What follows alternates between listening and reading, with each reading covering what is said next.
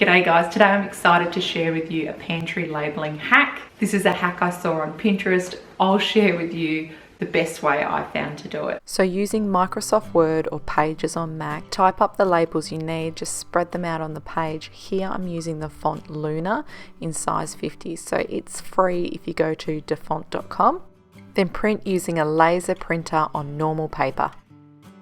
Then cut yourself some packing tape. So who knew that packing tape had more uses than closing boxes? Put the packing tape down with precision so that it's nice and flat over that word. Then cut off the excess paper and using a paddle pop stick, rub each letter. So this is the most important step. And as you'll see here, the letters become darker as you go. You can see the letters that I've done and those that I haven't. Then put it in some warm water. Quicker if you use warm water. It was half the time compared to when I used cold water from the tap.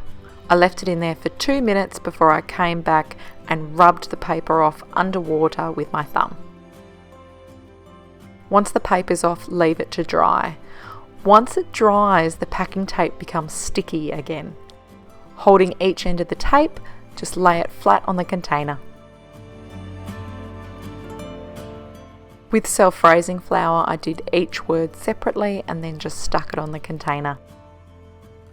I love this because you can choose whatever font you want to match your pantry and the theme you're going for. All I can say to that is there is going to be a pantry organisation video coming up soon once I've got the pantry organised. Thanks for watching guys. Check out my fridge organisation. Here's the video right here. See you later.